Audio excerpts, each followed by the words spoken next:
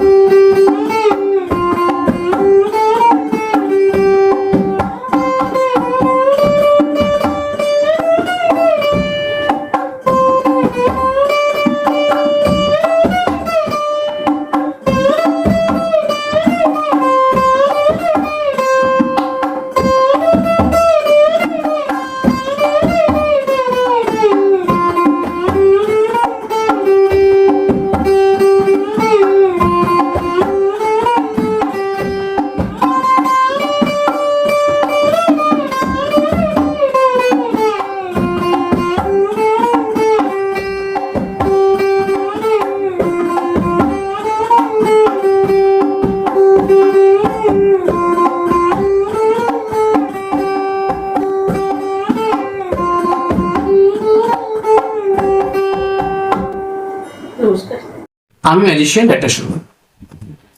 একদিন আমি ট্রেনে করে যাচ্ছিলাম এক আত্মীয়ের বাড়ি নিমন্ত্রণ রক্ষা করতে। পথে দেখা এক সাধু বাবার সঙ্গে। সাধু বাবাকে জিজ্ঞেস করুন, আচ্ছা সাধু বাবা, পুরুষ বড় না নারী? হেসে ওঠেন সাধু বাবা। ওরা একটা পরীক্ষা করেই দেখা পায়। তিনি নেন একটা প্রেম কাগজ, নিয়ে সেটাকে যত্ন সহকারে ভাঁজ করেন, আর তার হাতে ছিল একটা লাল রঙের দণ্ড বা লাঠি। তিনি বলেন, এটা হচ্ছে নারীর প্রতীক। তিনি এটাকে ঢুকিয়ে দেন তার ভাঁজ করা কাগজে, দিয়ে একটা মন্ত্র পড়েন। আর কি মন্ত্র আমি সেটা বুঝতে পারি না, আস্তে আস্তে বলেন তো। বলে সেখান থেকে বার করে আনেন আর একটা দণ্ড।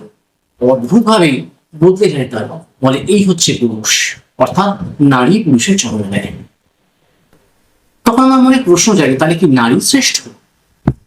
স্মিত হাসেন সাধু বাবা, আবার ঢুকিয়ে দেন সেই দণ্ডটা, দিয়ে একটা মন্ত্র পড়েন। এইবার মন্ত্রটাকে ভালো করে শুনি। তিনি বলেন, আমি সাম্যের গান গাই, আমার চোখে পুরুষ রমণী কোনো ভেদাভেদ না।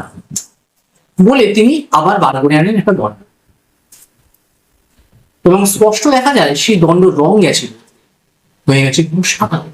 আমি জিজ্ঞেস করি, এর অর্থ কি সাধু বাবা? সাধু বাবা বলেন, সব রং যেখানে মিলে যায় সেটাই তো হয়ে ওঠে সাদা। তোরা দেখি নারী পুরুষ, আমি দেখি শুধুই মানুষ। বৈজ্ঞানিক মন মানতে চায় না। শুধু মানুষ দেখলেই তো হবে না, নারী পুরুষ না থাকলে জগৎ সৃষ্টি হবে না।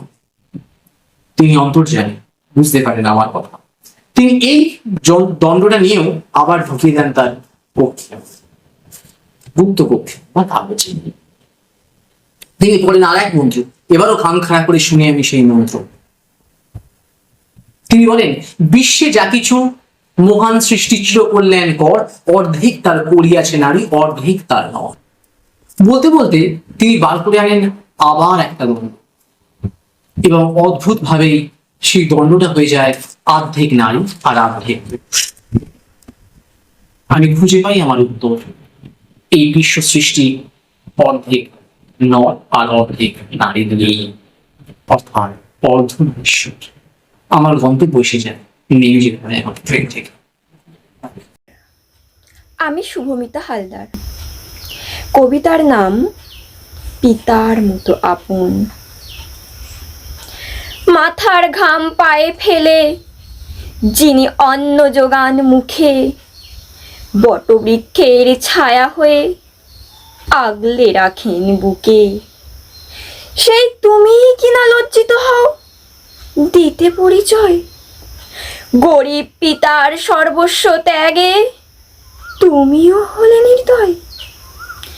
পিতা যতই হোক না গরিব, ফিরিয়ে নিও না মুখ, তোমার মুখের হাসি ফোটাতে বিসর্জন দিলেন সুখ। ছিন্ন পোশাকে করুণ বদন কখনো পড়ে কি চোখে? ব্যাধিতে তুমি জীর্ণ হলে পিতাই কাঁদেন শোকে। পিতাকে কখনো দুঃখ দিও না, শুধুই ভালোবাসা দাও।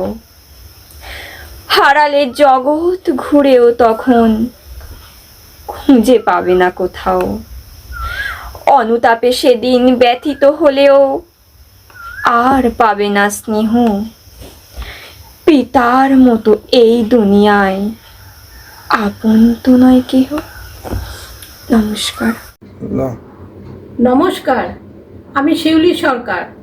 কবিতা সভ্যতার অগ্রগতি।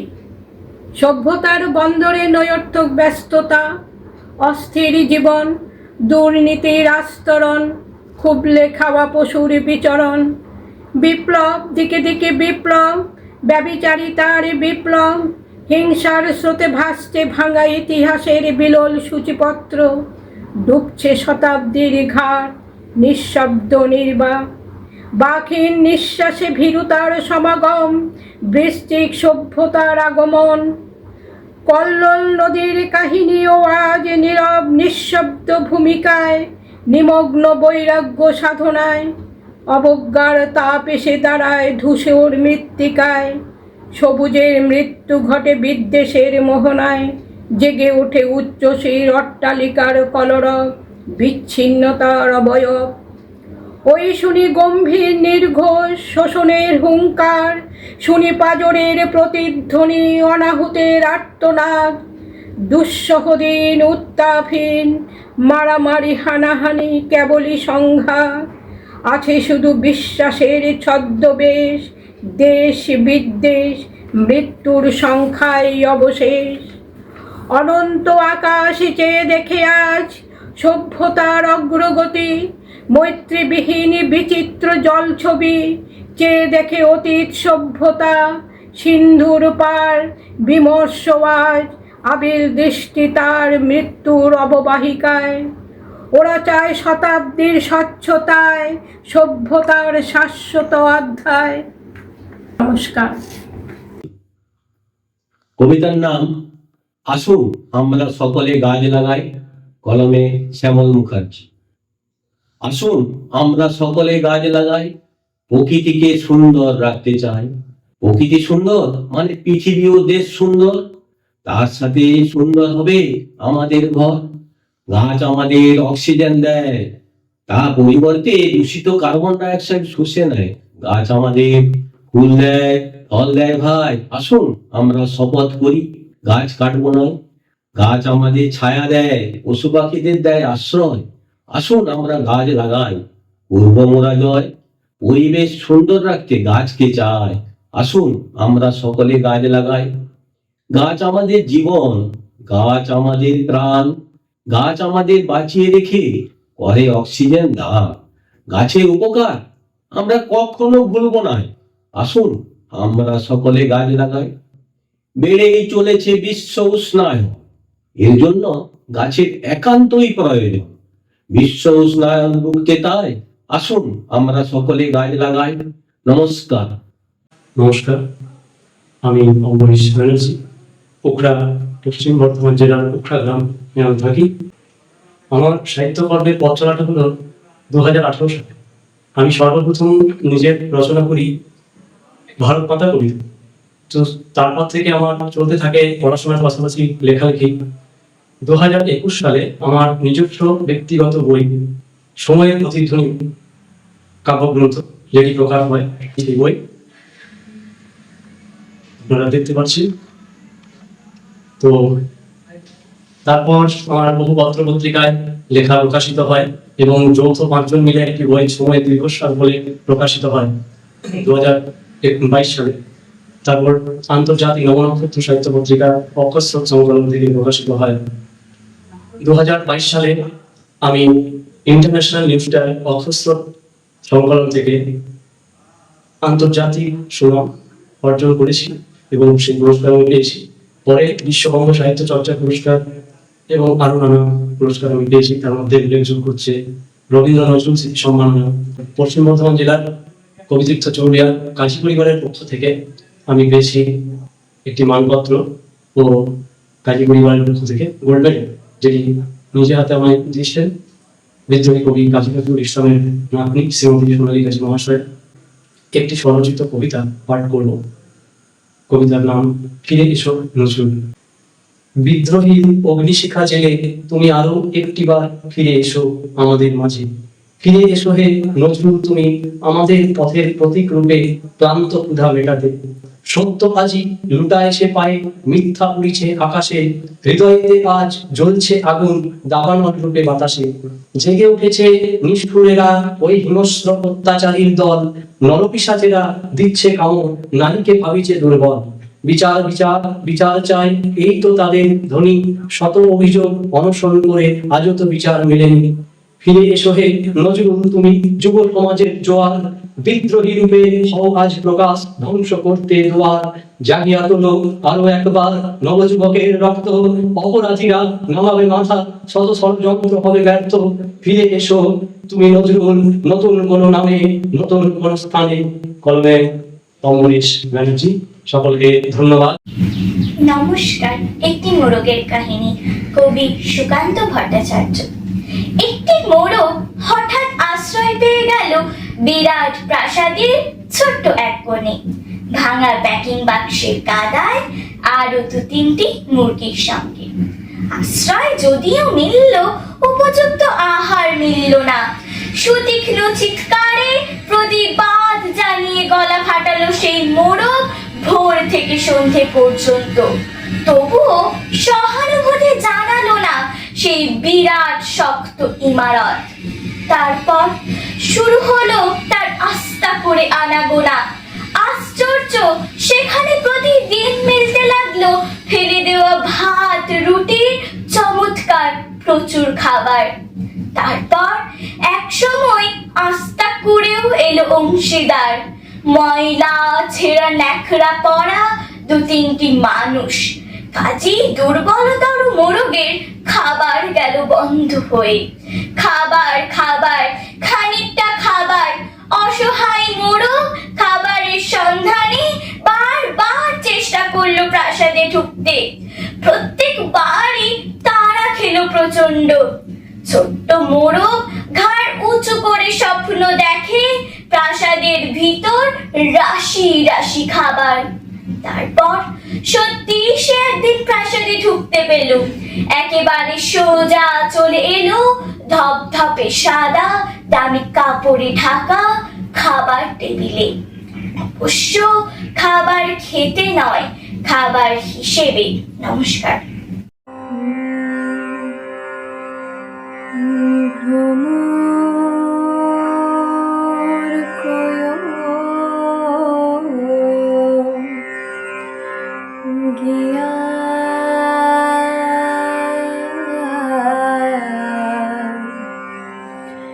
শ্রীকৃষ্ণ বিচ্ছেদের অনলে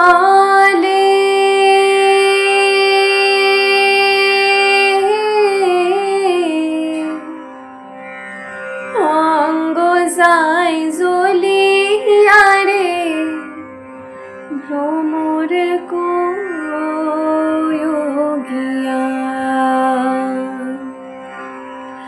ভ্রমর কোয়োগিয়া।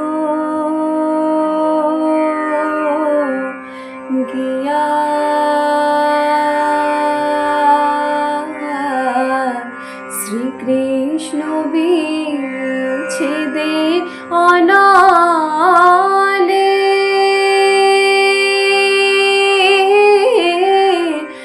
অঙ্গ যায় জ্বলিয়া রে ভ্রমর কোয়োগিয়া।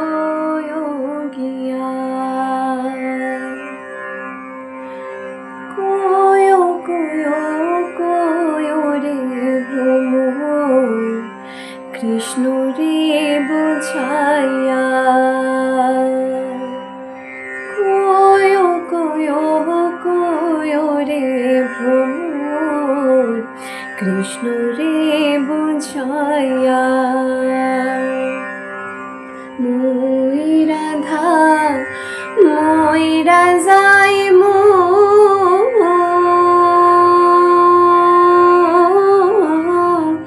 কৃষ্ণ হারা হইয়া রে ভ্রমর কোয়োগিয়া,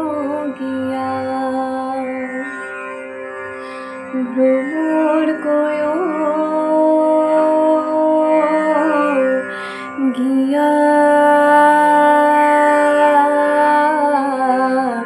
শ্রীকৃষ্ণ বিচ্ছেদের অনলে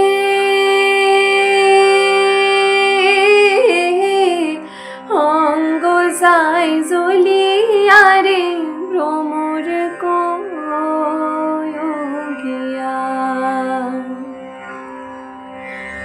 ভাই বেরাধা রমণী বলে শোনো রে কালিয়া।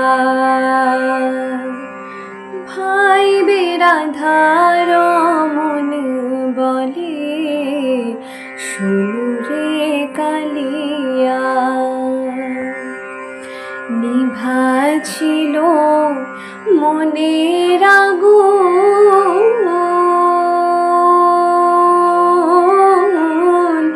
কে দিল জ্বালাইয়া রে ভ্রমর কোয়োগিয়া,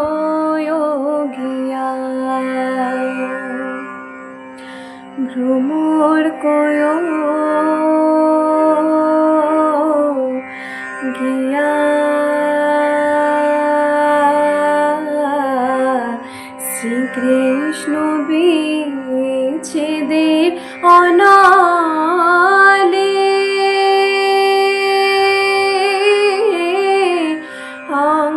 যায় জ্বলিয়া রে ভ্রমর কোয়গিয়া,